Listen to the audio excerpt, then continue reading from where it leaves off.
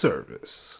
What is up, listeners? Welcome back to another episode of the Full Service Podcast. I am Tank Smith, your host. Today is episode 68, the last episode of 2020. Thanks for being here. As always, you can find us on Twitter, on Instagram, at Full Service Pod. I am at Tank Funkadelic. If you want to support the show, head on over to patreon.com/Full Service Pod.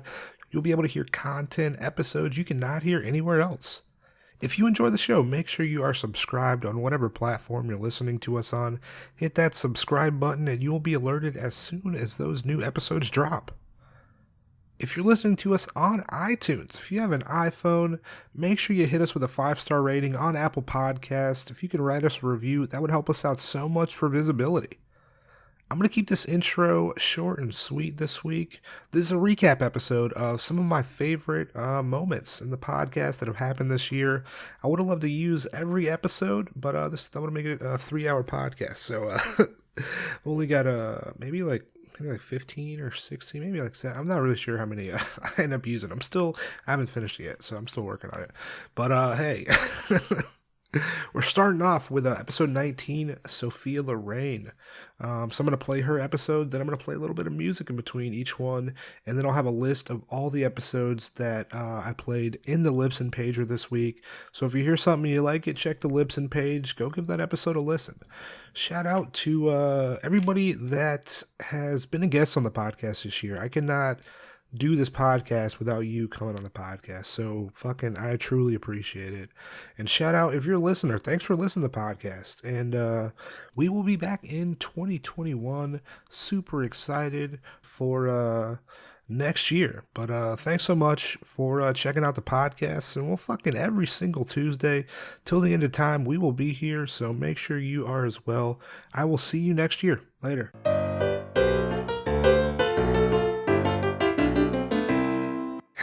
How long have you been involved in sex work or escorting? Like, how long have you been doing that? Since, I want to say late 2014, early 2015.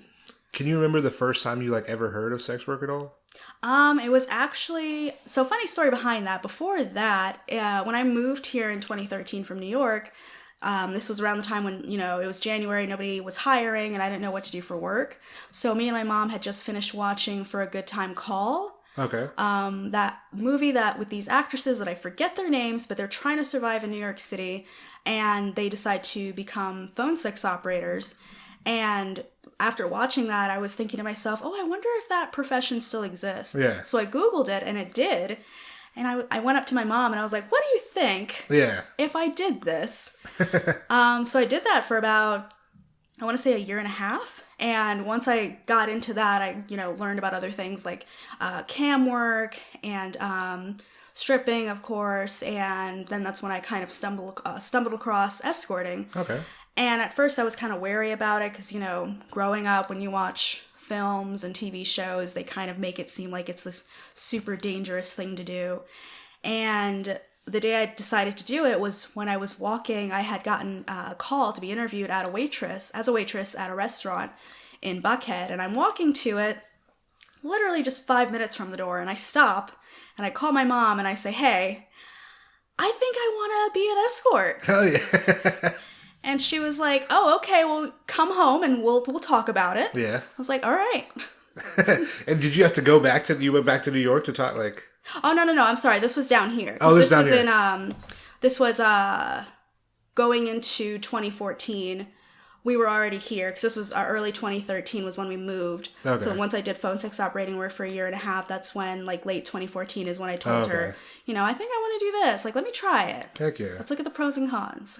And how'd you actually start? Did you know anybody who was working as an escort before you started, or how? I didn't. I honestly had to rely on Google. Google works. It works. I went on there trying to figure out, I remember reading a lot of Tumblr posts about how a lot of women would get into it, and a lot of the time they were talking about getting with an agency first, just so you can kind of, get your feet wet, understand the field and how screening works and things like that, especially for someone like me who didn't know at all, what to do. Yeah. So I think that's when I came across TER. and they had a specific section where you could look up agencies. Okay. So I wrote to every single one of them applying if they had a website available, because I think some of them had websites that were like closed. And I don't think it's going to matter if I mention the name of this agency anymore, because I don't think they're here anymore.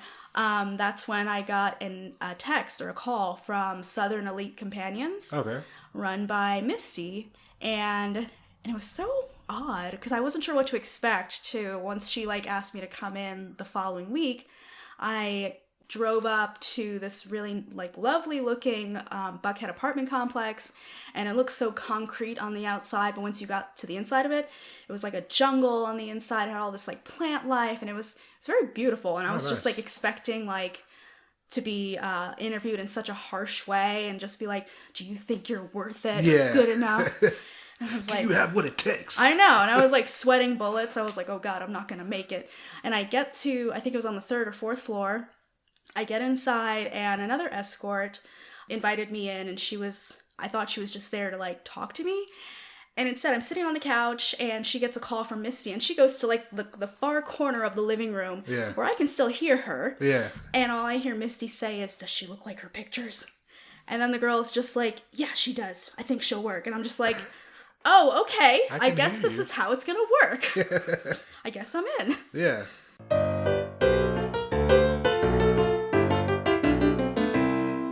So, well, once I have it set, seen a person, I don't mind coming out to their house. Okay. I'll go, Yeah. So, yeah, there's one client, I went out to his house, and, I can't take everything with me. So I just packed the necessities, and I have this lube that's powder. It's called J Lube. Okay. It's concentrate, and it's a powder, and it's like it has no flavor, no smell. You just mix it with water. Okay. It's like a small amount of powder makes like a nice amount of lube. Oh shit, nice. Okay. So I do like strap and stuff like that. So I was in his house. We're drinking water, like Dasani, and I forgot my container, like where I usually mix the lube in. So I was like, shit, fuck it. Yeah. There's this much X amount of water. I'm just gonna mix it in here. Yeah. Shake it up, whatever. And then I open another bottle of water. Yeah. And I'm drinking that, And then throughout the session, I'm like, I like to hydrate, whatever. Yeah. And I grabbed this bottle of water and I'm like, chug, chug, chug. It wasn't even like a normal gulp. It was like, I was thirsty. And then like halfway through it, I was like, fuck. I just chugged the lube. And like, I'm kind of a hypochondriac, so I started freaking out. And that's where I lost control, because I lost my shit. Yeah. This person, what do? You chug lube. Yeah, this person just see me like freak the fuck out. I'm in full blown panic. Like, man, thankfully he did research, and from what it seemed, it's not, And then I called poison control, and I told them, they were like, nice. It's okay. I'm like, but it was more mental. Yeah. I psyched myself out. I'm like, I'm gonna die. Like, my heart is beating really fast, and it's more like a self-induced, more than anything affecting my body. And yeah, that's probably one of the funniest. Yeah. It was not a cute color. Yeah. That's funny. Yeah. Oh, it was. In hindsight, it's funny. In the moment, I really lost my shit. Yeah. Yeah. But thankfully, it's something that I can do with people that I, put myself in. They can see me in the vulnerable position versus someone new. I wouldn't want anyone to see me have a full-blown panic attack. Like, yeah, definitely. You gotta keep yeah. That's what building these relationships are important. Because, it can be mutual. Yeah.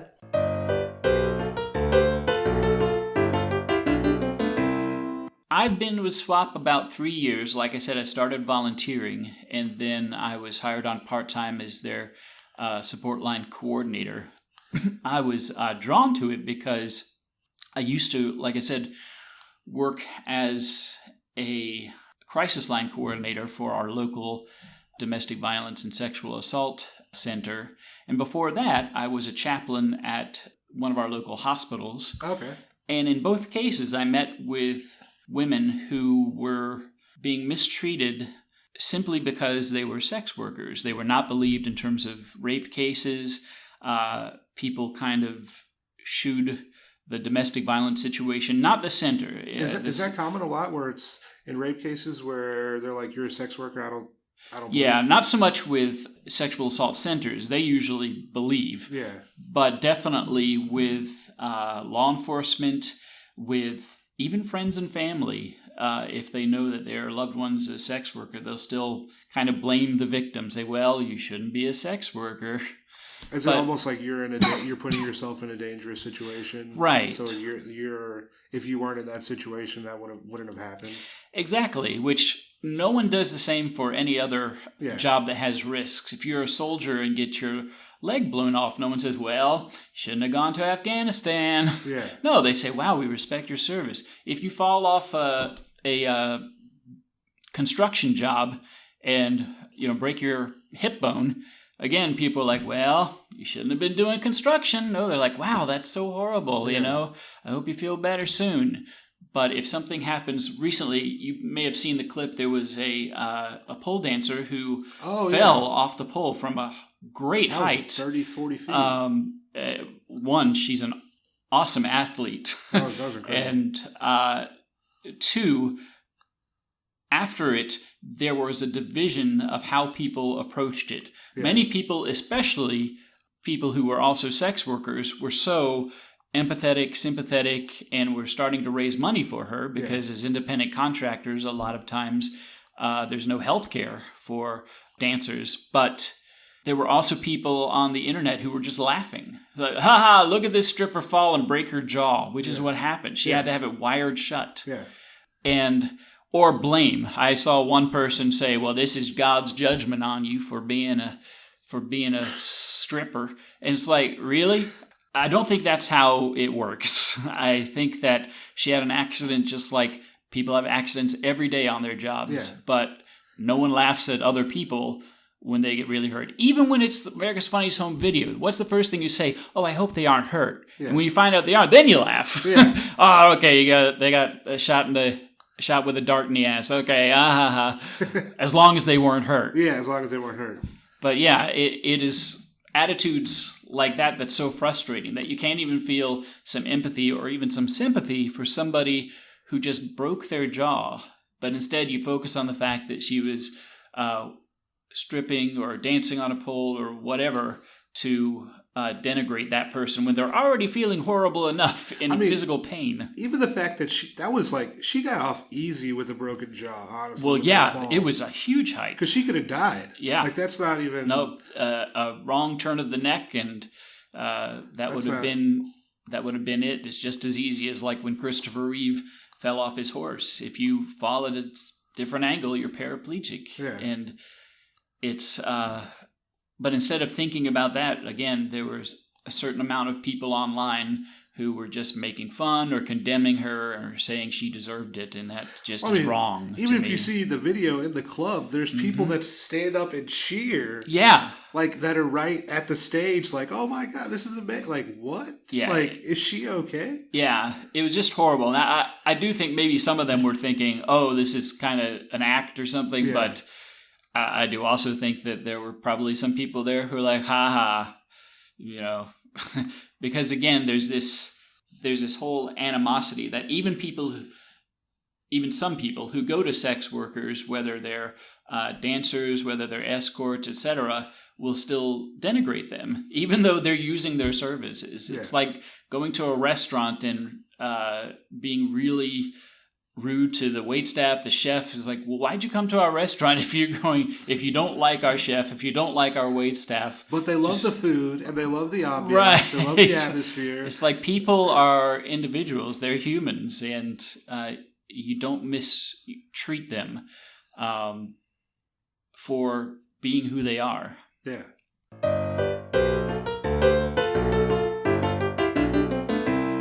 I had never heard of a rub and tug. I didn't know that this kind of thing existed at all. I didn't know what I was getting into. I couldn't even really imagine what was going to happen. But the place was called a hostess lounge. Oh, okay. So in my mind, I sort of thought that maybe there would be like serving drinks involved. Oh, okay, that makes or sense. something like that. But really, the woman had set up a massage parlor as a private club, which is legal in Canada. Okay. So everyone that wanted to get an appointment at the massage parlor had to go through an orientation, and they had to pay a fee Okay, to sweet. sort of legalities that are involved with running a private club in Canada. And so she ran it as such.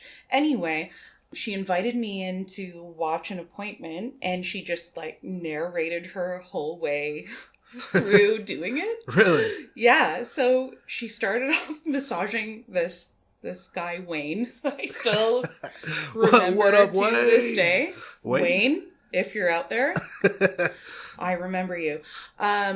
Yeah, she was massaging this guy Wayne, and she was saying, okay, I'm paying special attention to the inside of his thighs. You know, I'm giving him body slides, which are like... So she's saying this out loud to you Yes. while this is okay. Yeah, as this guy is just like laying there and He's probably enjoying like, the he's massage. like, well, you know, someone's got to be the dummy. You know, Yeah. someone's got to take the. Someone's got to be the guinea pig. Yeah. Yeah, so she was just like, yeah, so, you know, I'm paying special attention to the inside of his thighs, and I'm covering his back with oil, and here's how you do a body slide. You kind of, like, ram your, you know, breasts or front end into their back and, like, massage them with your breasts. Okay. Like, as she's showing me what to do. And she eventually had the guy turn over and gave him, now in retrospect, what was probably the saddest and shortest hand job of all time. But she just had him turned over and was like, okay, so yes, so I'm putting my face close and I'm looking up at him, and I'm now, you know, going up and down. I have some lube over here that I'm going to put on and then go a little faster. And then she did it, and I was like, what the absolute fuck's going on? And then she said, okay, this is the most important part. This is the part that sets us apart Oh, nice. from the other massage parlors. And she went and soaked a washcloth in super hot water. Ooh, and the hot towel. Oh, boy. And just like wiped him down with it and said, like, this is really The hot really towel. important part. Episode 3, me and Stina, we talk about the hot towel. She got a bad review because she didn't use a hot towel. Oh one my time. god! Guy got really upset that she didn't have a hot towel. That she didn't like wipe him down with the hot towel ones, yeah. Oh my god! I feel like I mean, the hot towel, that's a luxury. You know, that's a. It is. The hot towel is necessary. People would come to a place for the hot towel, I feel.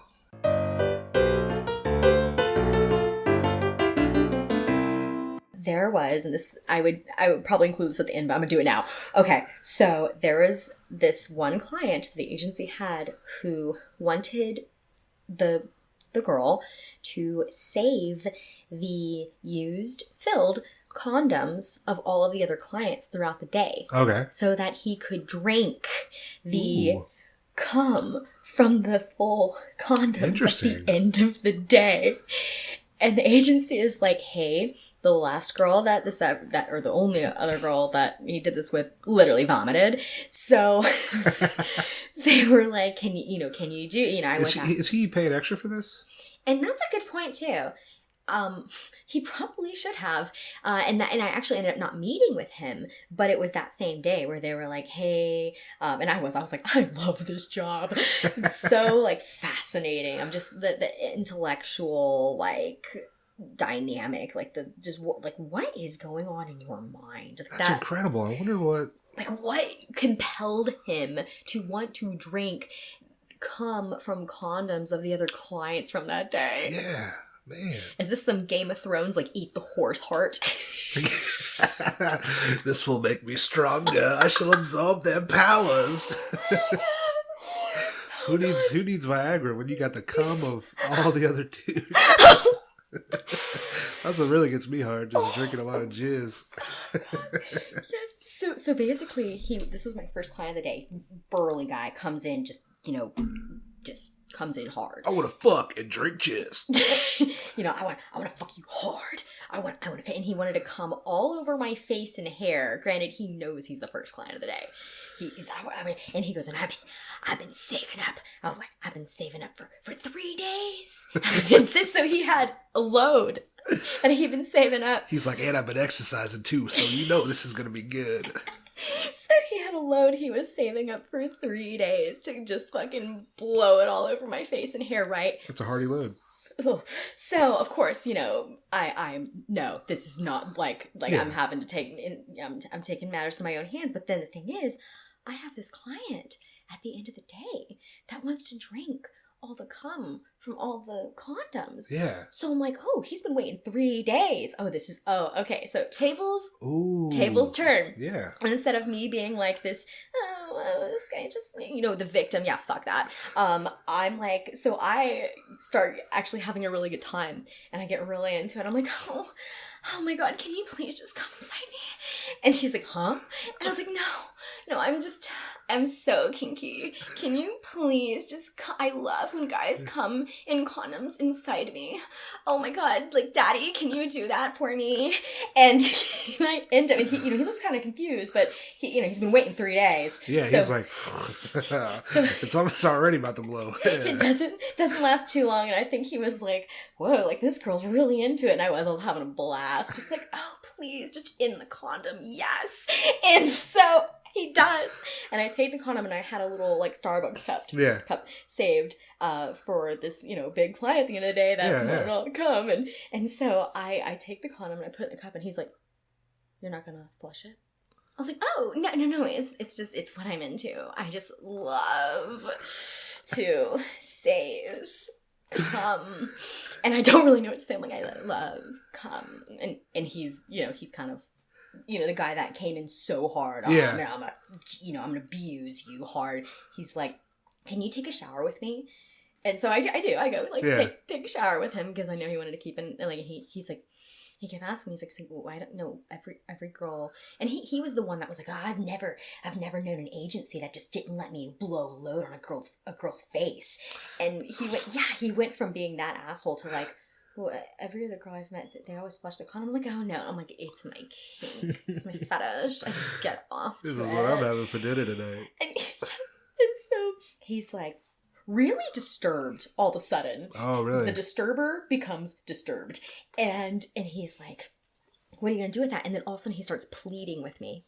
He's like, please. He's like, I'm married. Okay, not helping your case. And I didn't say that, but in my mind, I was just like, oh, wow, really? Like, and he's like, no, like, he just starts pleading with me. He wants me to flush it. I'm like, no, please. And I'm thinking, I really got to save this cum for this client at the end of the day. Yeah.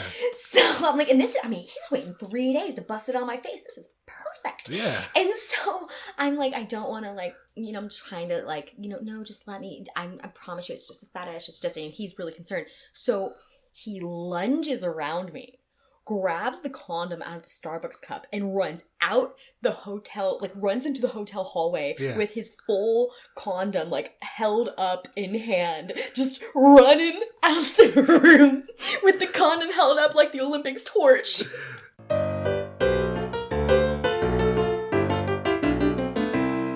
I tell people when they ask me like what I do for a living, I tell them I'm a sex worker. Because the stigma is never going to go away if even me, who I'm very proud of what I do, I'm not willing to stand up and understand the risk that I run when I stand up and for us all. Yeah. But I'm lucky that I can. Yeah. I don't have any kids. I'm not married. I'm not running for office. Okay. Yeah, you have the privilege to be able to like tell people. So I feel like a responsibility that like I can say.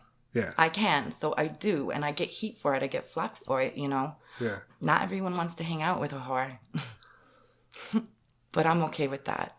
And I can say that word, not you. I wasn't going to say it. Okay. It almost slipped out. Okay. I'm sorry. Yeah, but that's okay. And also, I don't want to hang out with everyone else either. Yeah. You know, like I find some people's professions that some particularly not into it. Yeah. You know, Yeah. whatever it may be. So that's okay. I'd rather know right away than like, 3 months down the road, you find out that now you don't respect me anymore. Now you don't want to be my friend anymore. Yeah. Let's just right away. This is who I am. You don't like me. That's perfectly fine. That helps, I feel like, up front, because you're like, you know, I got to get this. You don't have to spend that whole bullshit waiver period, and then you tell them, and then they're like, I'm out. You're like, well, fuck me. How did I waste my time? Yeah. Yeah. Yeah. And I'm like, first date right away. Yeah. This is what I do. Because if you want to end this date right now because you're too good to date a sex worker, like, that's good for me because then I don't have to deal with this bullshit. Like, yeah. And guess what? I can pay for my own food. Yeah. I'm gonna take this cocktail and I'll be okay. You know, so some people I know think that I shouldn't be as vocal about my work. Yeah. Just because I guess of the nature of it or the stigma of it. But I don't think that I don't think it's right for me to be quiet. Okay. Because I don't have to be. And again, like, I'm very proud of what I do. You know, people want to judge me like, and I just look at them, you know, they're going 9 to 5 to work, totally respectful, nothing against that. Like, everyone's got to work how they want to work. You got to make your money. Yeah. But like, when you're going to sit there and judge me and like, who manages your time? Your boss. Yeah. You know, you better be there when you're supposed to be there. You don't manage your own time. But at least every dime that you make while you're working goes right into your pocket, right? Yeah. Or no. Oh, no. Oh, wait. No. Your boss gets the majority of what you make. Honey, you got a pimp. Okay, who's the whore? God damn it. I'm getting pimped. You know, I run my business. I see what I want to do. Like, I'm in complete charge of my time. And I'm proud of that lifestyle. The thing that's most important to me for my happiness is independence. And I've been an entrepreneur for like 10 years now. You know, so I've been on this trajectory. And at this point, like, I don't need anyone telling me what to do. Yeah. And then I found something I really love doing, I'm really good at. It's like you're leveling up almost. Yeah. Like you're... Honestly, yeah, I do feel that way. So that's when people are like, oh, if you could do anything you want to do, I'm like, I am and I can. Yeah. I can. That's I got a degree in mathematics. Like, I can do whatever I want. Like, if that taught me anything, it gave me the strength that, like, I can do hard things. Yeah. And make it through.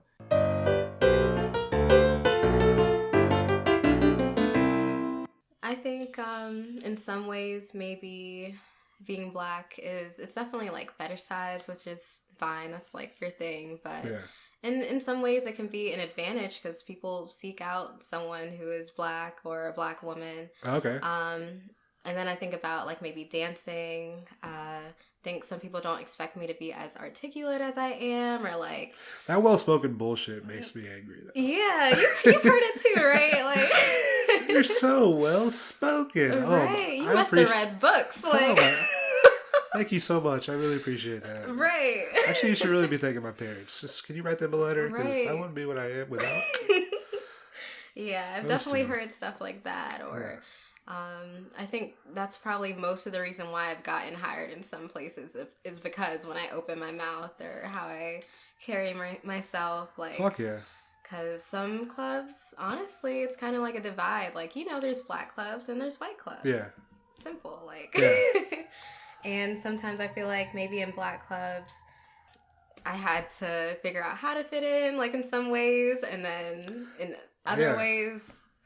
Yeah. It's almost like kind of like comedy too. Like, so there's like white rooms and then Black rooms. Oh. It's like the dynamic's completely different in both rooms. Right. And like Black rooms are definitely harder. Like no matter what comic you talk to. Right. Black rooms will be harder. Exactly, because some jokes may not translate. Well, that too. It's just like I feel like Black people. It's like if you're not funny, like immediately they'll let you know. Like if you're not good, they'll fucking roast you on stage. Whereas like a wide audience, they'll be like, you know, he's trying. Okay? He's we can see that he's put forth the effort, but they'll be like, you fucking suck. That's 100% true, actually. Like, yeah, it's crazy. Wow. I love to see Black comedians call out the one white person in the Black room, though. Yeah, I love that. And they love it too. Like, yeah, that's always funny. Love to see it. Yeah, it's definitely different, and yeah, in some ways it can be harder, but I just think of it as an asset. Like, I'm different. Some people might consider it exotic. That's problematic, but it's not my job to. my buddy says ethnic, and I'm like, bro, that doesn't even make sense. Gosh. I'm like, everybody has an ethnicity. Exactly. Please don't call Black people ethnic, y'all. If you're listening, please don't do that. Like, what the God. Yeah, and I feel like even I don't know, it's just very interesting. Yeah. Even just code switch, like all that stuff, like it's very interesting. Yeah. And it's hard to articulate too, especially if you're not Black. Like, it's hard to articulate why it's different to be Black in sex work or in this field. Because it can be it can be advantageous, could be like, it's fucking, It could be an asset, it could be a disadvantage, it could be people assuming things like, oh, you might be ghetto, or you might make this place look more this or that, or whatever. Or maybe even someone who wants to meet me might expect me to be more, I don't know, like, I can't even find the word. Yeah, just different than you are. Yeah. Like what you see on TV or something, and it's not that. I'm an individual. We're changing these stereotypes out here, people. What up? How y'all doing? Yeah, exactly. It's interesting.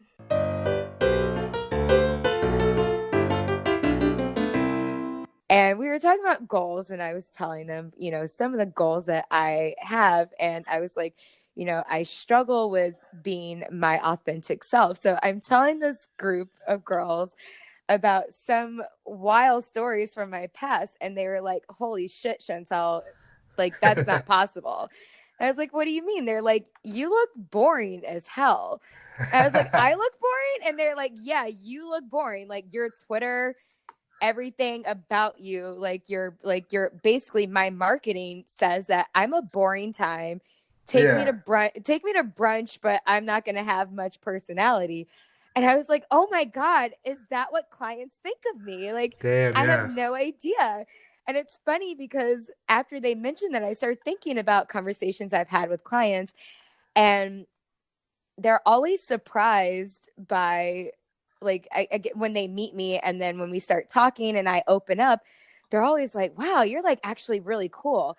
And I was always thinking to myself, like, why do people say that as if it's a shock? Like, what did they expect? And then it clicked, like, oh, well, I didn't realize that my marketing was coming off as like some, like really stuffy. Like, some girls, they could get away with that branding.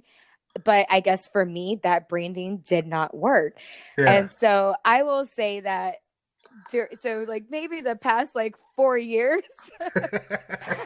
I was bad at escorting because I wasn't being true to myself. And then it was also, I didn't want to be called out, like if somebody locally like thought it was me, I didn't want anybody to be like, that's definitely her. And then I was also afraid of people, I mean, I'll say that I don't actually care if people judge me, but if it affects my money, then I care, right? So let's say if somebody were to, be like, oh, she likes rock music or she's a wrestling fan, I'm not going to book her based on that. That's when I care. So I wasn't sure, like, I know that, I'm a Black girl. I know that, typically Black women are not hardcore metalheads. So I'm like, is that going to turn off a client? Fuck that. So, well, of course, fuck that. But if I'm not being booked, right? That's true. It's like, so then like, that's where it's like, I'd like to not care, but if I'm not being booked, then of course I'm going to care. So it was like struggling to decide, like, do I show more of my authentic self? And so for 4 years, I was suppressing that. I was hiding that. Now I'm like, there are clients that have found out these things about me. Like, I actually had a client, this was 2018, I believe. Yeah, 2018. Okay. He actually met me from phone sex, and we got to chatting, and we would just have like actual like conversations about life, about interests in music. And I opened up to him and told him that I was a huge fan of Lamb of God. And he was like, what? And I was like, yeah. So we had many conversations about music and, our favorite bands. And he bought me like VIP side stage tickets to a Lamb of God show in Nashville, Tennessee. And damn, that's nice. I went to Nashville to see Lamb of God because he gifted me these tickets. So it was like, so after that, it was like, yeah, I should feel a little more open. So I think it was around last fall, I started being more open about that because I made a Twitter post. I was going to see Disturbed. And I was like, you know what? I'm just going to do it. I'm going to post it. I posted a picture of me and, my rocker uniform. This is what I look like when I go out to concerts. Like, it's completely like opposite than what people were used to seeing Chantel as. And I actually got great feedback from it. Do you feel like people have been definitely more receptive of you being more open, like in your authentic self, or is it? I honestly, yeah. It's been great. It has been really great. I cannot complain about it. Like my only regret is not doing it soon enough.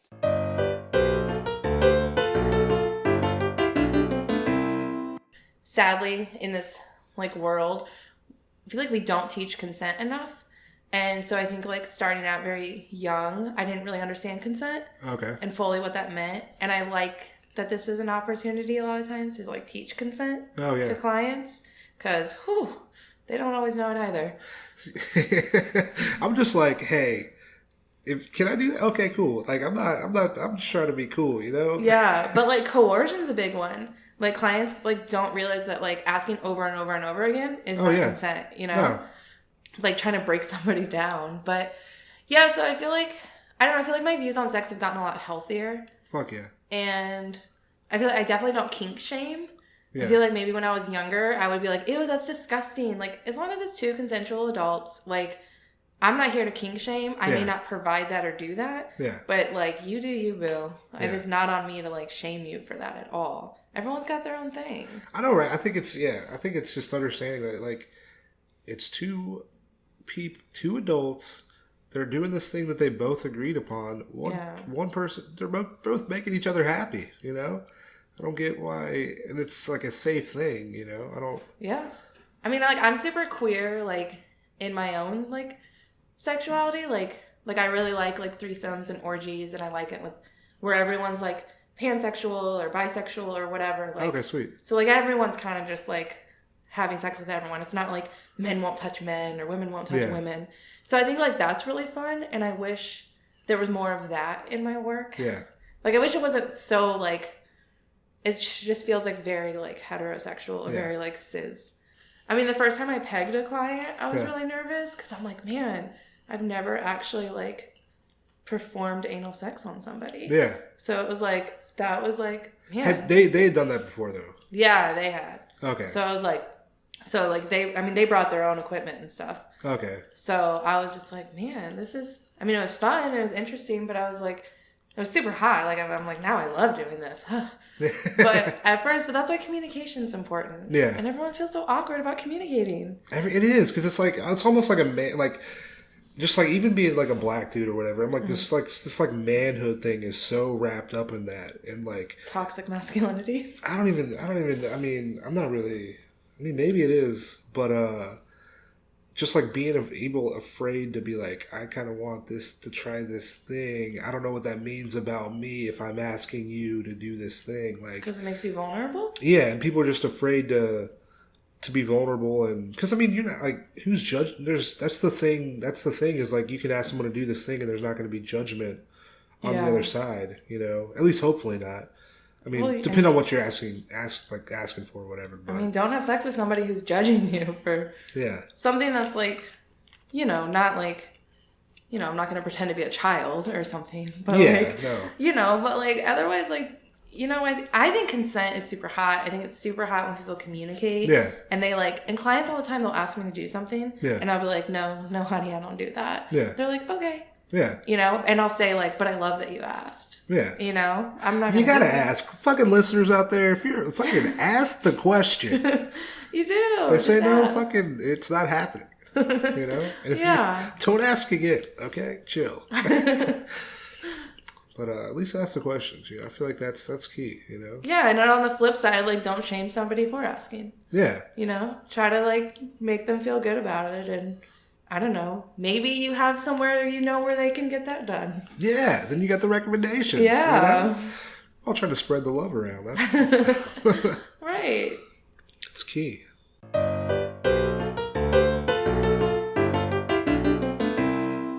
There's a lot of taboo shit in porn. And I hate saying taboo to IR because I feel like that should not be taboo. Yeah, definitely not. No, I hate that so much, but it is what it is, and here we are. Yeah. I wonder, like, so you'll see different, like, scenes, like, like step porn, like incest kind of shit. Do you feel like the demand for that is driving the production of those kinds of scenes, or do you think they're producing those scenes and then that drives the demand for people wanting to see that? I think it's both. I think that people demanded it, so it started happening, and then people started watching it, and then, it just appears on, all the tube sites, whatever. Yeah. And the guy's like, okay, cool. And then people just got so used to it that it's kind of just snowball effect of, like, people who didn't think they would like it, it's just so normalized now that they're like, okay, whatever. Yeah.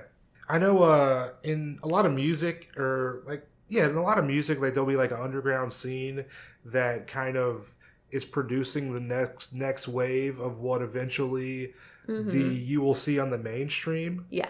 Do you feel like there's like these independent porn companies that are kind of small or almost like driving force in the industry to what people kind of want, or do you feel like it's always going to be the big dogs at the top? It's always going to be the top people who are always the first on Pornhub, YouPorn, RedTube, etc. Okay. Like the first thing that pops up, because I'm deprived. Like, I search multiple pages. But the average person, like, first page, okay, cool, this looks hot. Yeah. I'll click on it. And that's usually, top dog company. It's fucking boring motherfuckers. I know. Yo, go to the fucking 7th page, at least. Yes, those are the best. Get that good shit, There's going to be some good looks. They're giving each other, like, intimate looks. It's going to be nice. It's real. It's not fake. You're going to feel that shit. Yeah, like, the first 3 pages are totally fake. Yeah. It's I want the real shit. Like, I want husband and wife just like being kinky and filming their shit. It's just like 2 people having a conversation and then like one person's getting their dick sucked under the table and then it's like oh, you're my stepmom. Can you help me with my homework? Yeah, let me suck your dick. It's like, no. That's not how it works. No. Like, that, I just can't get off to that. Yeah. It's just not like a plausible scenario. Yeah.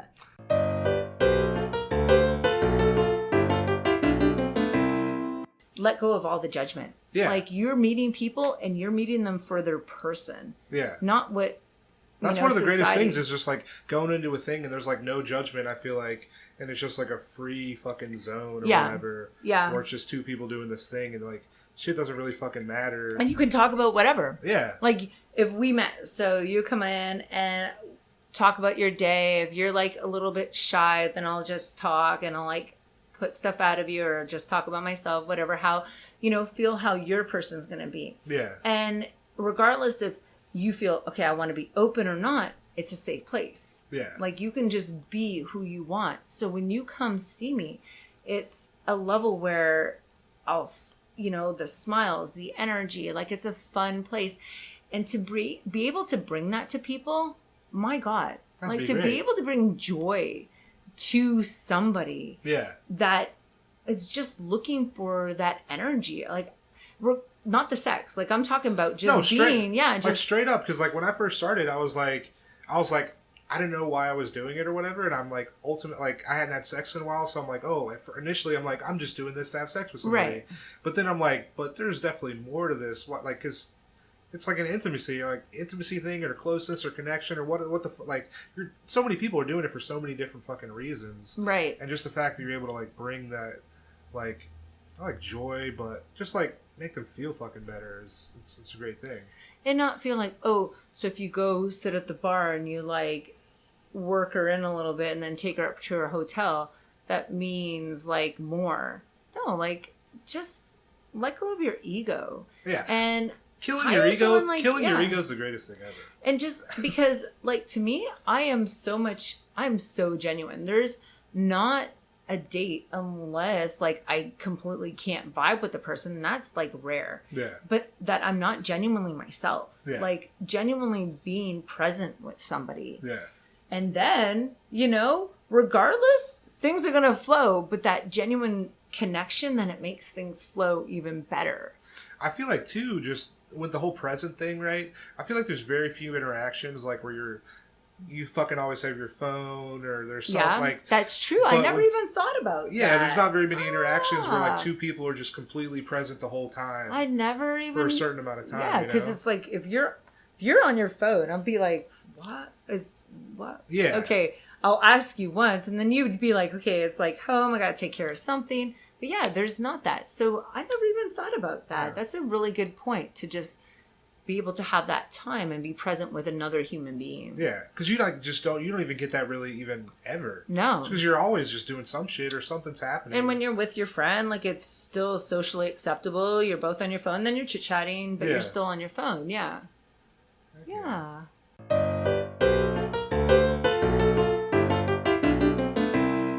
I've been growing since I was 7 years old. Oh, hell yeah. Yeah.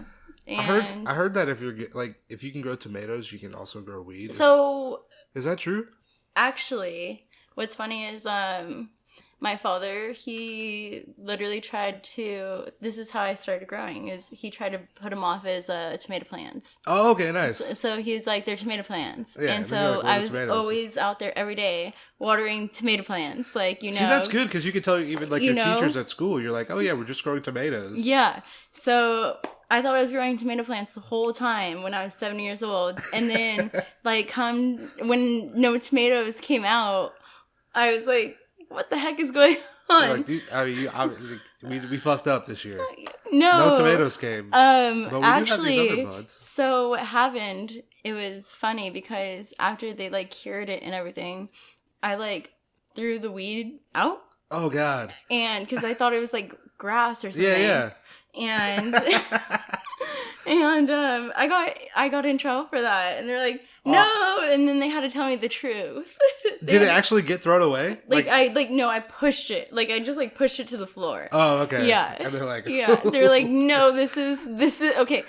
They had to explain to me after that, like, what it was. But I thought the whole time while I was watering these plants, and they're like getting bigger and bigger, I was like, these are going to be the best tomatoes ever. And I was like, they smell so good. They do. Oh. I just remember having that thought in my head, you know? That's funny. Yeah. And I was like, why am I in trouble for getting rid of, like, weed? Yeah. Because, weeds. It looks just like tomato scraps. You're like, well, I mean, this is obviously this is not what we wanted. Exactly. It turns out it is exactly what we wanted. We knew what we were doing the whole time. Yeah. The joke is on you, but please don't. Right. Please don't do that again. I would never. That's money right there.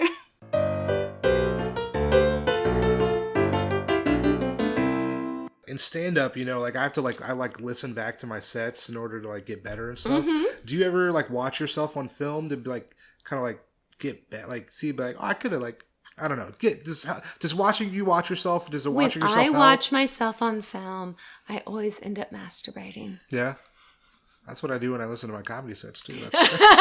See, great minds think alike. That's true. We're turned on by ourselves. Isn't that awesome? We're our first and best lovers. Yeah.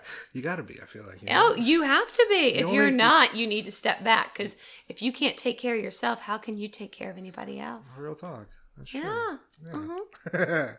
Do you feel any pressure during a scene to perform at all? You're like, oh man, there's all these people. I'm here. They're this studio. Oh no, it's titillating. It's just, you get this energy and it just kind of tingles all over you, feeling their eyes all over you, feeling, ooh, we're going to move the camera angle. Oh, here's the boom with the microphone coming down to get more of the, oh. Gotta have the, Yes. Fuck yes, you have to. You have to. The AVN Expo, it's January every year, isn't it? Yes, it is. Did you go this year? I sure did. How was that? Oh, it's such a naughty good time. I came home and I had to ice my pussy. Wow, that sounds like a good. I mean, It was a good time. It was so naughty. Hell yeah. What's it like? Debauchery at its finest. So I interviewed a lady. She did porn like early 2000s, and she mentioned AV. Like when she went to AVNs, it's like everybody's fucking. Oh yes, it's yes, just like yes. one big party. Oh my god, it's one big party, but it's also one big content filming session. People come and they come with lights, cameras, all their equipment. They will get, in some cases, very expensive hotel rooms and set up. And they just, I literally had a schedule of, I'm shooting with this person, then I'm going to shoot with this person, I'm going to walk the floor here, shooting again. Hell yeah. Yeah, and it's building content.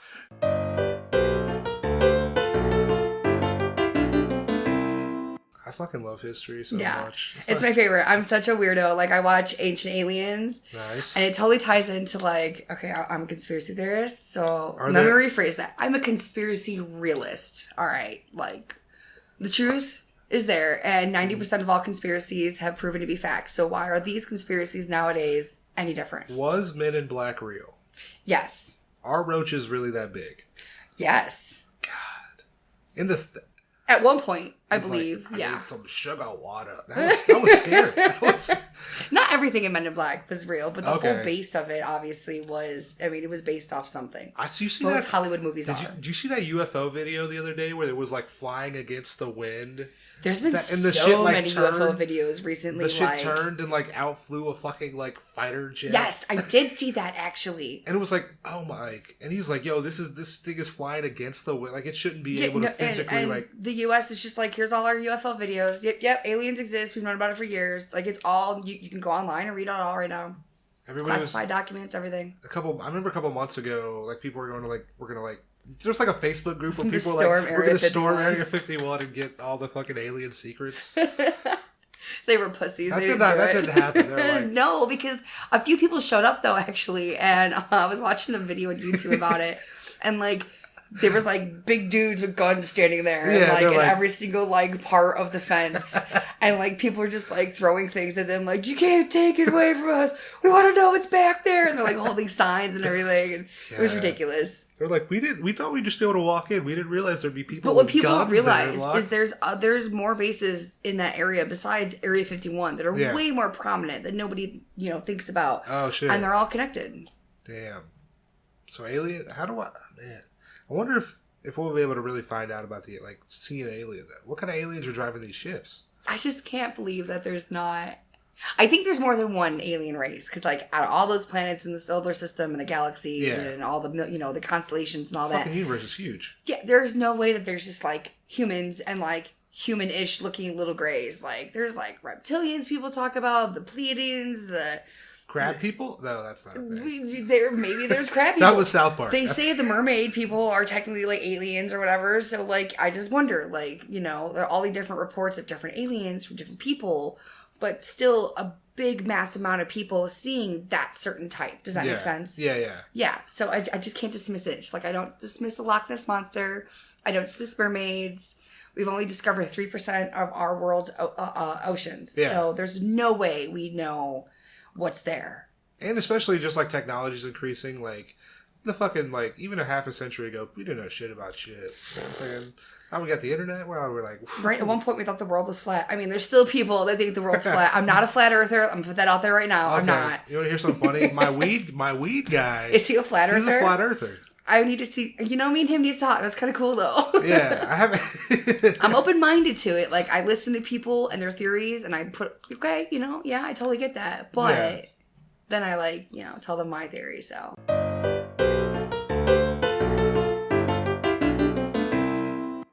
I'm not going to be pigeonholed into one thing. And I mean, these are just unforeseen fucking times. Yeah, no one knows what's happening next. You got to do what you got to fucking do to make it work. I mean, the badge of a true long-term original badass sex worker is to be able to always roll with the punches. Yeah. No matter what comes at you, always have a way out or an option or a level up. So, I mean, if you sit in one spot and you can't figure out why it's not working out, it's you need to branch out some and try new ideas, adapt and keep going.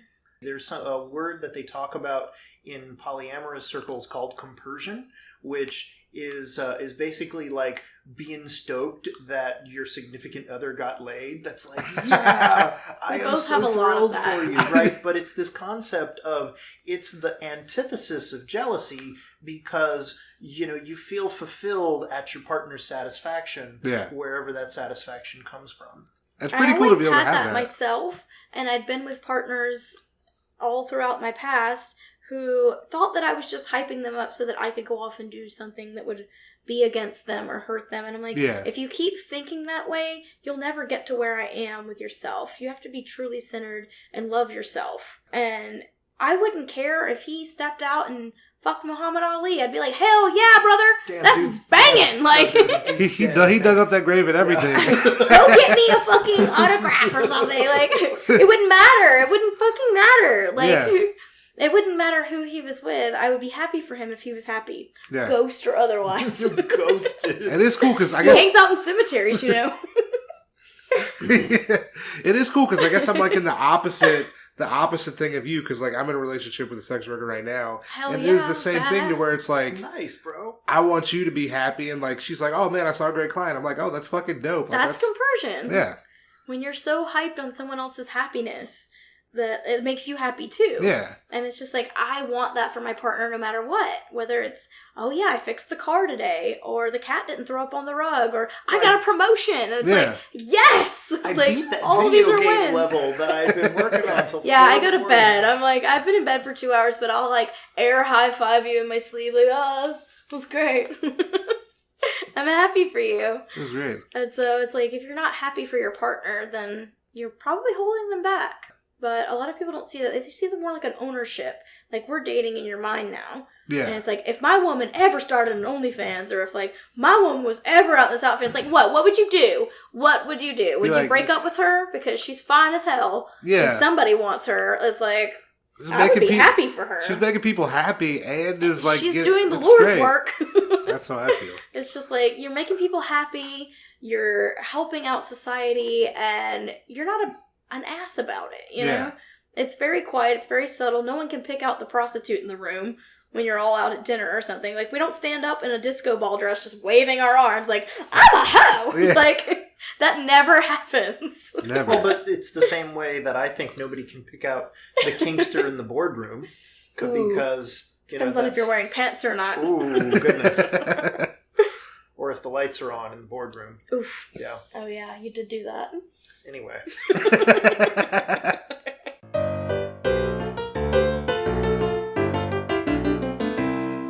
When I first I guess started seeing sex workers, it was in the like mountains in North Carolina. Okay. And there was a lot of ads that have like no AA, which I didn't know what that first getting in, I didn't really know what that was. Yeah, I had to Google it. And then I was like, no way. Oh, no black dudes. Okay. That's a new one. How do you feel about no AA?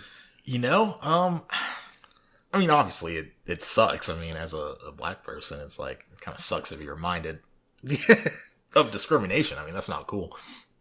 But at the same time, I understand that there's reasons for it, you know, whether they're misguided or not. It could be from personal experience. It could be from, you know, just what they were told when, you know, you get into the industry. I know it's just kind of something, you know, knowledge that's passed along.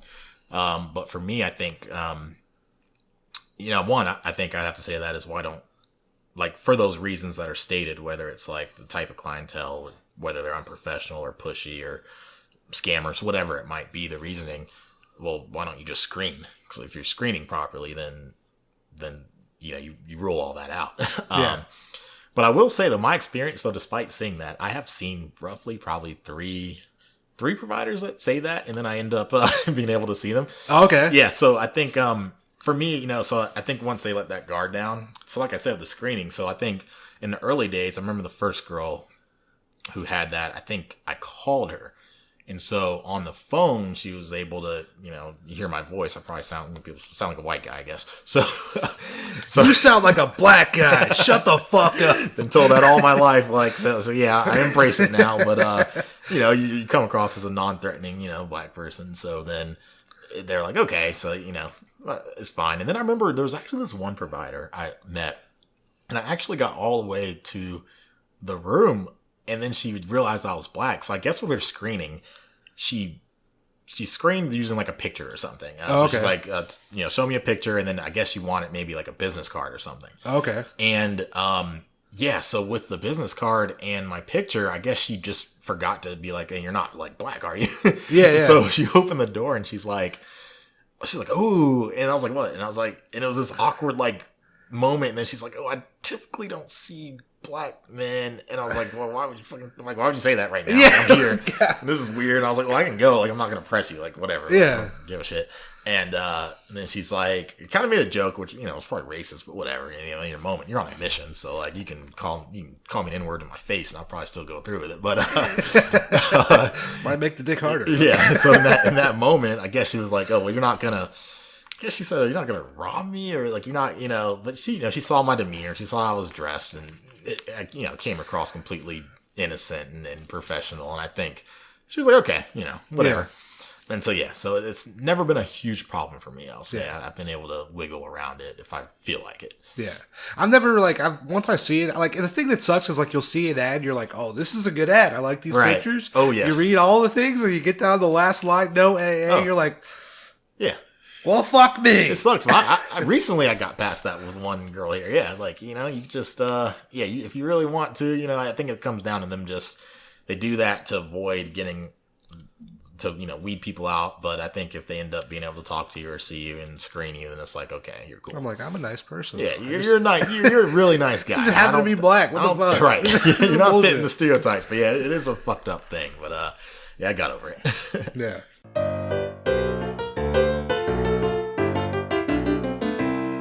Once I was doing the Artist Way, which is my favorite thing. Okay. I actually need to restart it because I do it every year. But that was kind of how I decided that I was like, it was like this one of the weeks was like, what are 10 or 5 things that you think that you're not allowed to do that you would like to do? And I just was like writing them, and I just wrote make an album or record an album. Yeah. And I don't even know why I wrote that down or like where it came from or whatever. And then I kind of realized, I was like, oh shit, like I want to record an album. Like, if nothing else, like just to have it. Yeah. Why do I think that I can't do this just because no one's asking me to do it? Yeah. Like, I have the material, I'm good enough, yada yada yada. So I had already made the choice about maybe a year and a half prior to like only talk about like relationships, sex, men, dating, intimacy, and that kind of stuff and that kind of sphere. And so I was already like, oh, well, I already know what it's going to be about. Yeah. So now I just got to like kind of fine tune it and stuff. And then the story at the end of the album is obviously a very true story. And the real story is actually much longer, but I realized I was listening to people's albums and stuff, and my favorite comedian is John Mulaney. Okay. And I realized I was listening to his albums, and he always has 30 to 40 minutes of jokes, and then a final story that's like a little bit longer, that like ties everything together. That's usually like what the everything is kind of about. And I was like, oh my god, I have this story. Let's tell it. Which was, so terrifying. Yeah. So I mostly worked on it almost exclusively out of town. Okay. Especially if I had longer sets. And just because it was just such a hard thing, especially at the beginning to workshop. Yeah. Just because I was like, I have no idea how the fuck I'm going to tell this. Like, especially quickly. Yeah. In like less than 12 minutes. You know what I mean? Yeah. And so I just like booked a ton of shit out of town and like tried to do that. And so, it was the best. Damn, that's amazing. Because there's like very few people, like a lot of people do comedy for like a long time, but it's like they're not able to like really immortalize their material through an album. Yeah. And I feel like doing that has to be like just super fulfilling. Like, it was. And I'm still very proud of like what I created. And like it feels very much like me and my brand. Yeah. And who I am and my voice and the voice that I've kind of created and kind of honed after all these years and stuff. And it's just something that I'll like kind of always have. Yeah. I have a tattoo of, even if I like quit comedy and like I still am like very proud of my tattoo. It's got like, I'll show it to you in a second, but because I don't want to get up, but it's got the skull from like my merch and stuff. Okay. And it says "Cool Chill Girl," and it says "No Bones since 2012" from like my one joke or whatever. But so yeah, I got that in Athens, which is actually where I started doing comedy. Oh shit, nice. Yeah.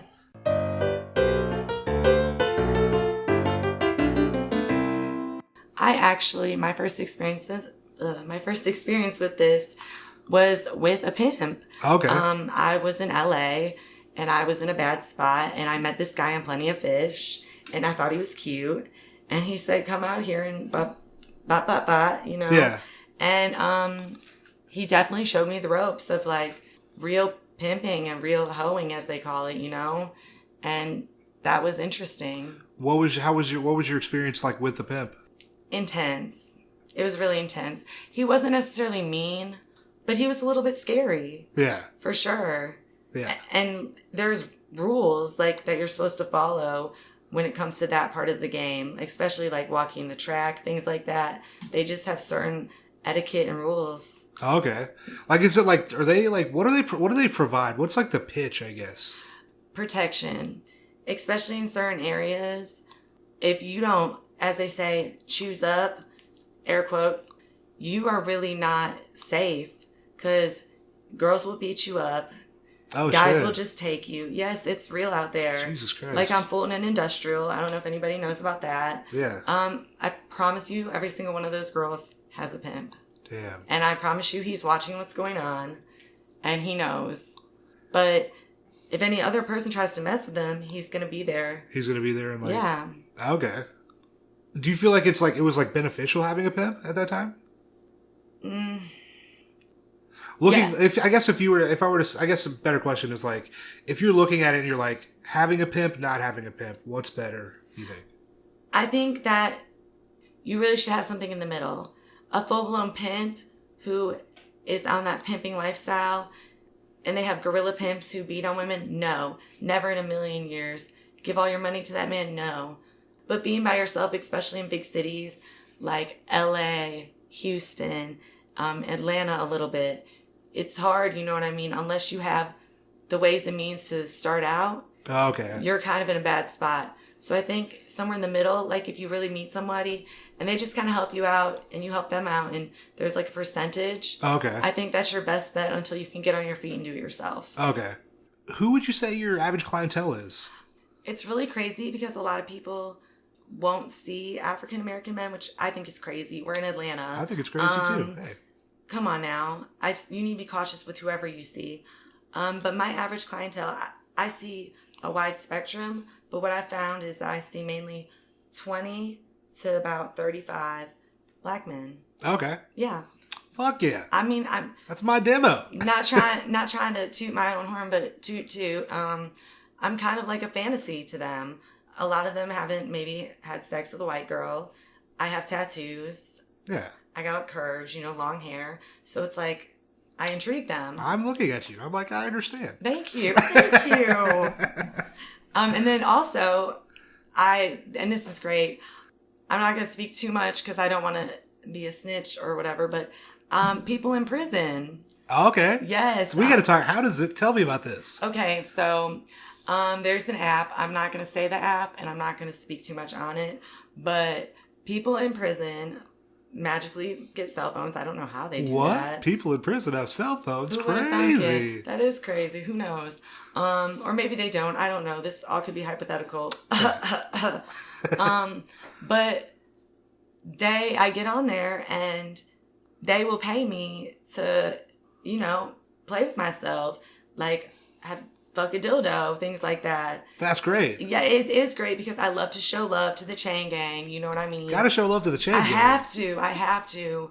And I mean, I know that just makes them so happy because they've watched every porn there ever was. They want a little bit more interaction. You know what I mean? Yeah. And it's safe. It usually lasts 10 minutes? That's great. And I'm richer in 10 minutes. Fuck yeah. Yeah, it's great. So prisoners have a phone. They have the app. You have the app. You just do a live show and get paid. Yeah. Wow. This is amazing. Yeah. Or they might have phones. I don't know. It's allegedly. Who knows what's happening? Allegedly. No one really knows. No one knows. That's incredible. Yeah.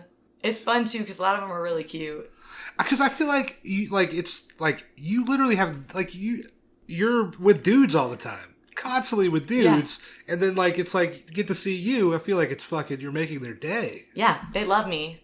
Like I remember one guy told me, I'm not gonna say the name of the app just because, but he said you're the Cardi B of this app. Like they love the kid, and I love them. You know what I mean? And a lot of them are real young, you know what I mean?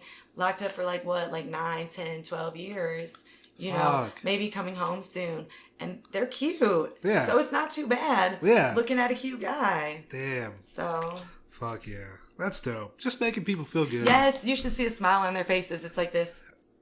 I wish I could show these people, but it's so funny. Just cheesing. That's fucking dope. Hell yeah.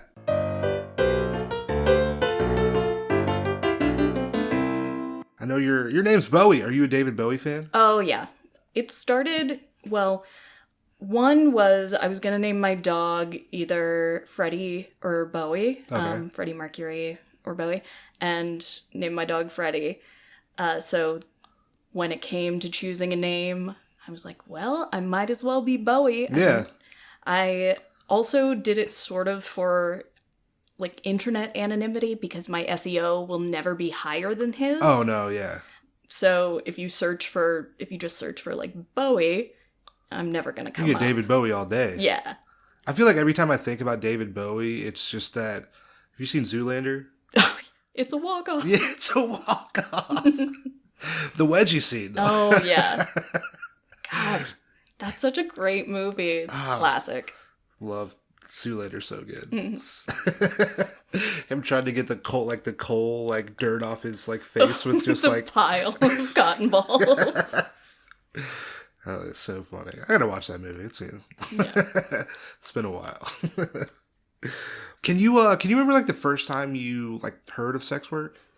I was thinking about this earlier, and I'm sure I heard about it not being called sex work. So I've heard these narratives in the media and in jokes about prostitutes and strippers and porn stars, and I'm pretty sure I heard that early at on Law and Order or something. Yeah.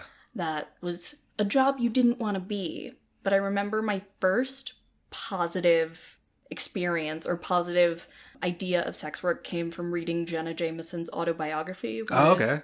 I was 13 or 14. Now Jenna Jameson's a crazy person, but it was called How to Make Love Like a Porn Star. And I thought that was fantastic. I was like, oh my God, I want to be a stripper and a porn star.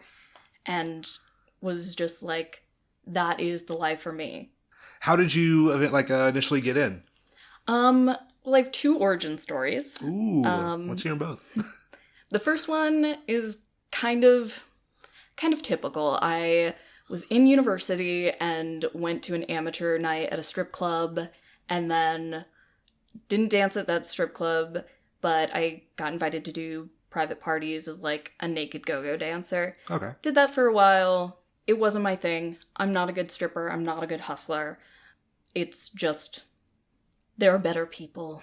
So It takes a very specific person to be a stripper, and I am not that good of a salesperson. Okay, yeah. And then recently, I'm still what you would call a baby companion. I'm within my first 5 years of working, and I had just gotten out of a relationship, and the relationship was good. It was fine. I just didn't love the person, so I was gotta go. I was really looking to kind of claim my sexuality and feel powerful in it. I mean, I'm not a very imposing figure. I'm very short. I look like I'm 12. I don't look like I'm 12. That's gross. You don't look like you're 12. I'll add that. But I look pretty you could knock me over. And so I was trying to find some way to reclaim my own power. And my therapist at the time suggested sugar dating. Okay. And so I tried that and kind of found my way to companionship through that. Oh, okay. Hell yeah.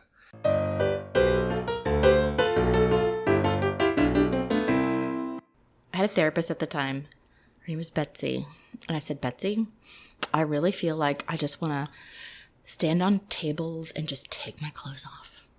Because my parents were so rigid. Yeah. And so evangelical and so like purity, purity, purity. So I was like, okay. She's like, why don't you? I'm like, that was an option? She's holy like, really? You're the professional. Like, you shouldn't be saying this. And and she's like, yeah, why the hell not? So I did. I went around Atlanta looking for places to stand on tables and take my clothes off. I went and talked to people at the Cheetah. I went and talked to people at these like cheesy lingerie studios. They used to have these lingerie, like you could see girls in lingerie. I don't know what it was. But when I went to interview for the lingerie guy, he told me to like take off my clothes in his office. And I was like, I've seen this in a porno one you time. can see what this fucking looks like from there. You know, and you owe me for looking at it. Besides, you owe me for the last 20 minutes of looking at it.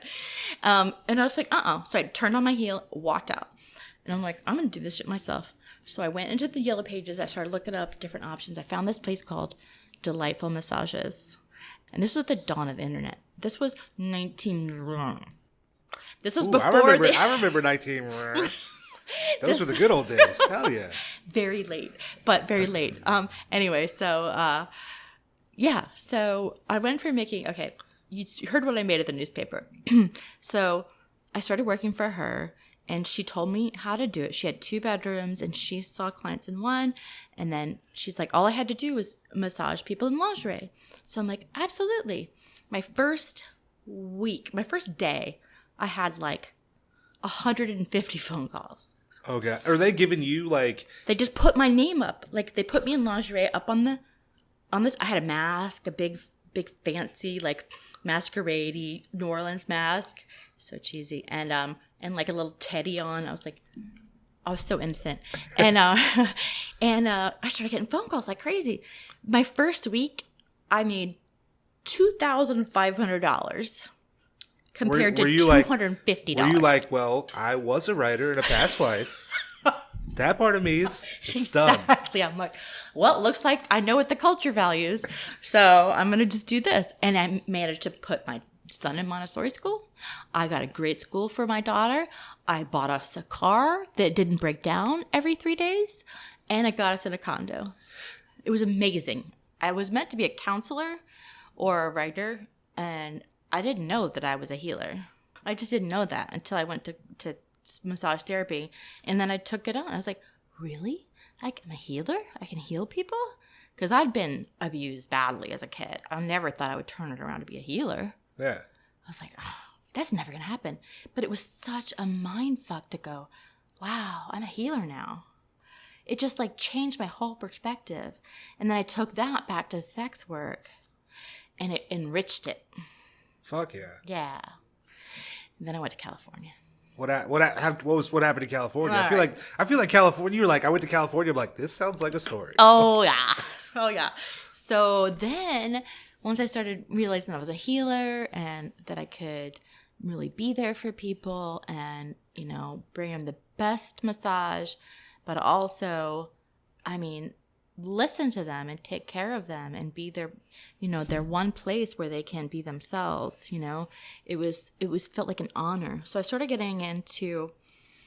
reading a lot, of course. I found a book called The Erotic Mind by Jack Morin. I don't know how it's pronounced, Morin. And in it, he talks about your erotic blueprint, like how you are erotically based on all your experiences and how each emotion ties into your eroticism, your orgasms, like what makes you come, basically. Okay. Like we've each had certain experiences that are triggered, like we have connections in the brain. Okay, yeah. Certain things are going to turn certain people. My first husband loved feet. Turns out he had a French teacher who used to sit on the edge of her desk while lecturing, and she would let one shoe dangle off the end of her toe while she was teaching French to 15-year-olds. Boys. That'll do it.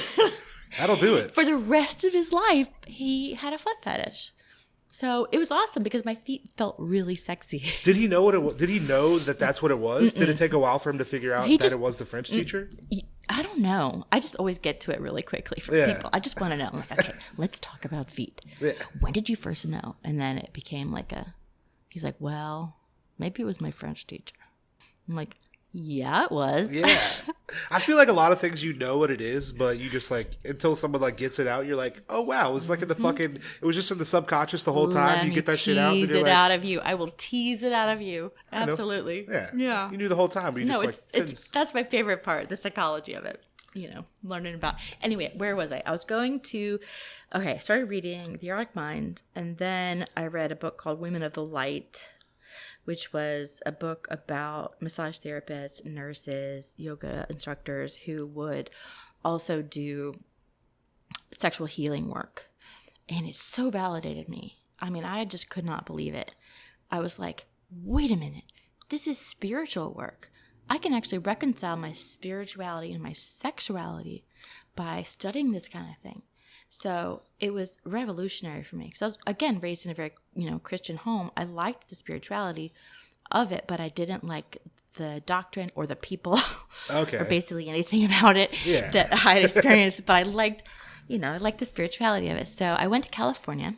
I went to a place called the Body Electric School, which is an amazing, it's basically, if you heard of Esalen out there or, out in Big Sur, there's a really cool place where people do naked body work and dig deep into their psychology. You have to look up Esalen. Okay. Anyway, but then I did a workshop called Celebrating the Body Erotic with women. And we did all these beautiful ceremonies over like a 3-day period. By like the third day, we were like, one woman would stand in the center, and then each woman on either side would very slowly and very delicately take off your clothes because you've consented to this. Okay. Beautiful music is playing. You're in a totally safe environment. It's a clothing optional retreat in the middle of the mountains of Northern California. And at the end, you'd keep going until everybody was completely nude. Nice. And then you'd hold hands. And when I held hands with all those women, must have been 30 women, in a circle, and you saw breast cancer scars, you saw cesarean scars, you saw hair on chests. Like, you learned about gender fluid right then. I just knew. I understood that gender was fluid. Right then, I learned it. That's amazing. Yeah. So I felt like I was holding these hands and we're all looking at each other in the eyes. We're all comfortable in our bodies. We've told our abuse stories or our happy stories. And I felt, this is heaven. I'm in heaven right now.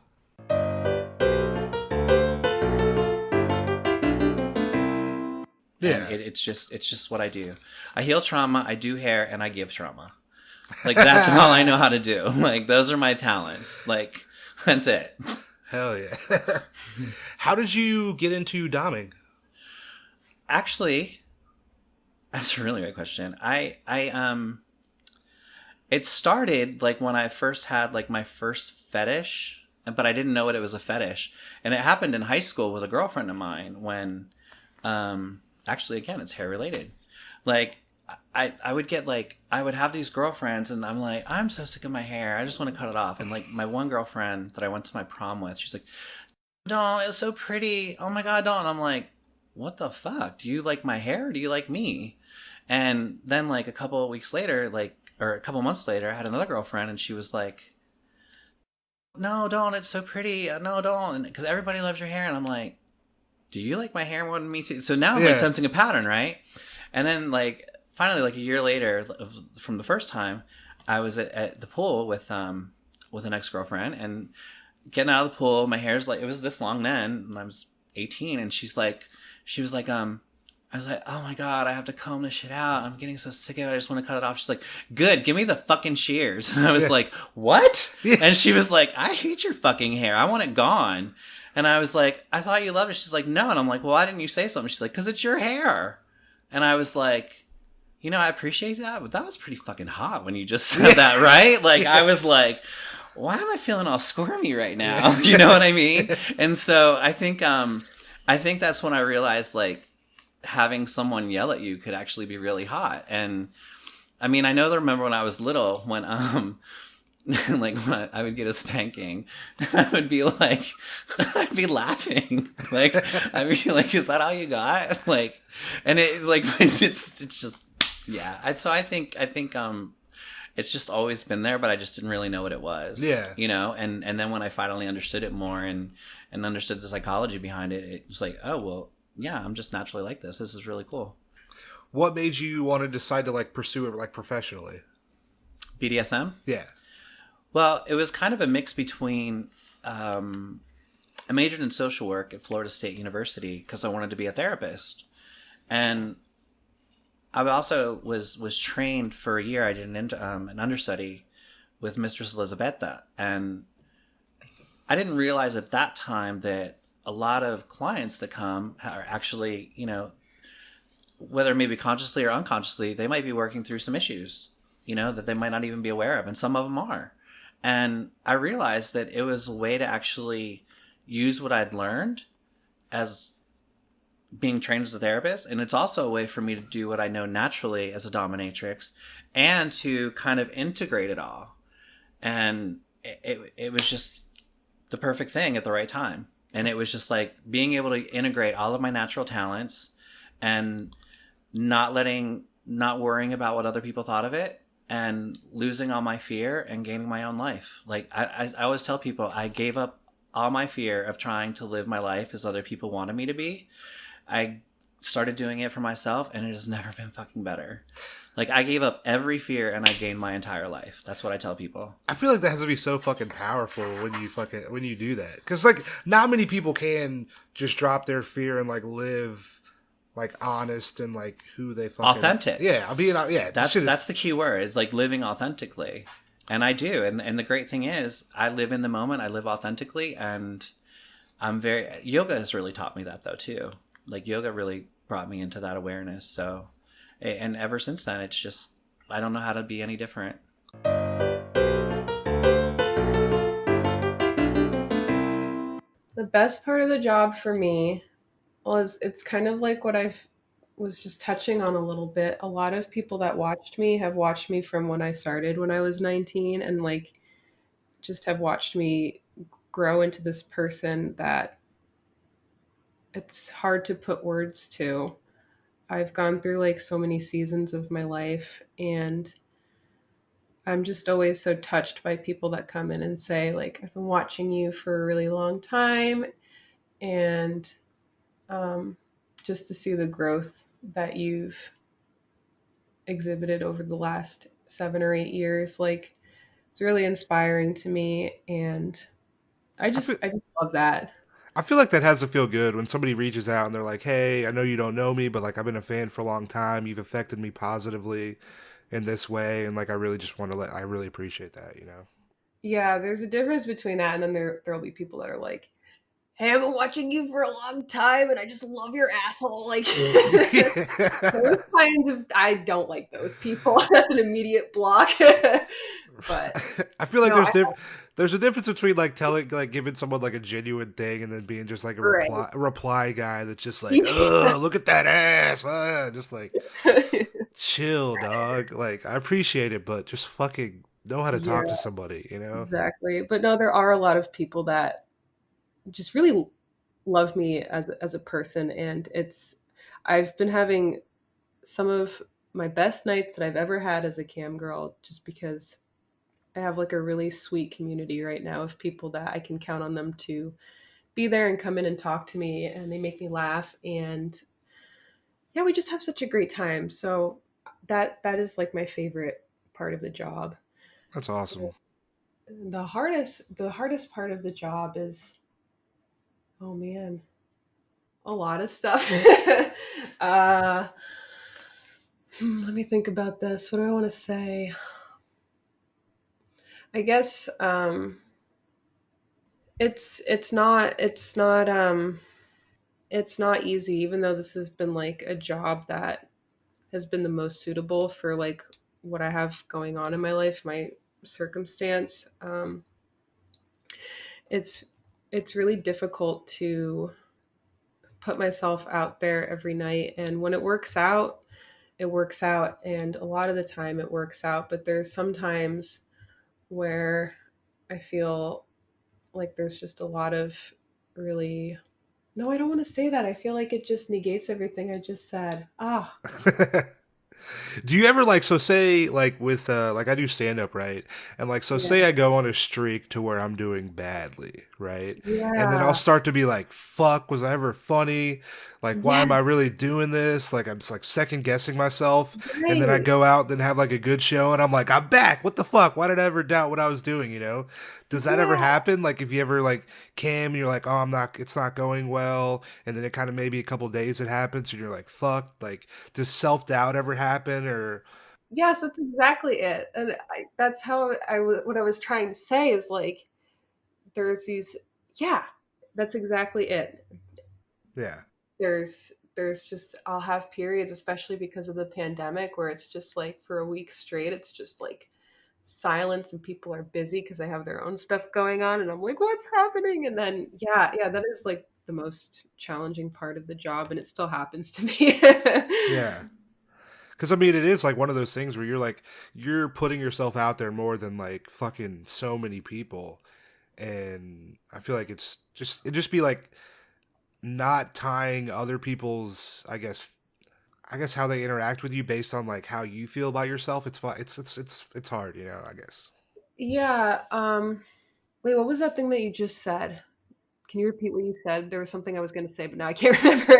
Basically, like, I guess not like tying your self-worth to how people interact with you on the on cam, I guess. Yes, and that is what's really difficult for me is I will put myself out there in a way that I don't know. I think that there are more people that are willing to be open and vulnerable and honest with themselves, but like I kind of take it to the extreme sometimes, and I think that's good. I think that's why I have a lot of the fans that I have now, but it also means that I do attract this crowd of people that aren't very nice or think that there's something wrong with me for what I'm doing and are really vocal about that. So yeah, there's pros and cons to it, but that what you said is exactly it. Thank you for that. I was struggling. oh, you're good. You're good.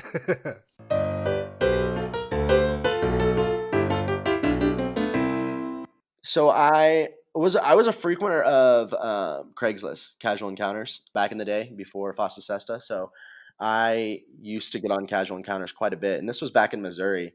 And I didn't understand at this point, and obviously there's women on the internet, but there's like a saying, you know, there's no women on the internet, and I didn't know that saying at that point. And so I would put these ads out for male looking for female, and I would get all these responses from quote unquote females, and we would do the talking and the sexting, and everything would lead up to the point where we'd about to meet, and then they'd be like, oh, I gotta tell you I'm a dude.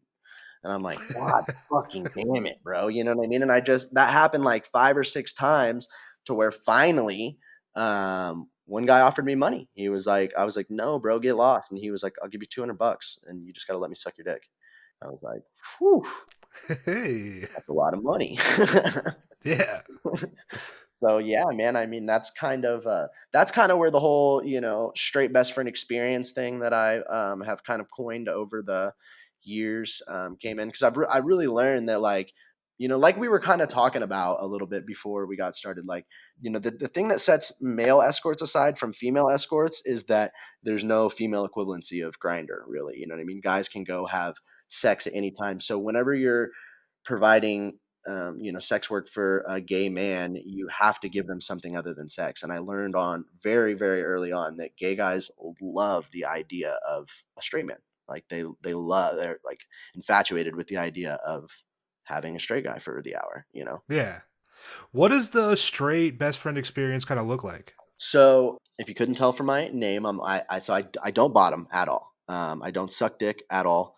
And I'm not intimate. You know what I mean? So I'm not going to kiss you. I'm not going to hold your hand. I'm not going to cuddle with you after we're done. I'll talk about sports with you. I'll bullshit with you. We can kick it, watch some porn or whatever. But like, those are like my hard lines. I'm the same things that pretty much, like, if you can imagine yourself as a gay man and you talked your straight best friend into, you know, letting you fool around with him for an hour, like the same lines that guy would have, that's the same lines that I have.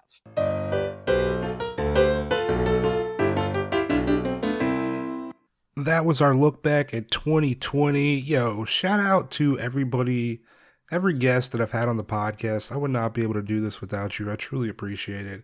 Shout out to everybody who listens to the podcast. Hey, thanks for being here. We'll be back in 2021. Make sure you're following us at Full Service Pod on Instagram and Twitter. I'm at Tank Funkadelic. Hit us with those 5-star ratings. Write us a review. I'll love you forever. Hey, we're out. I'll see you in January. Peace. Full Service.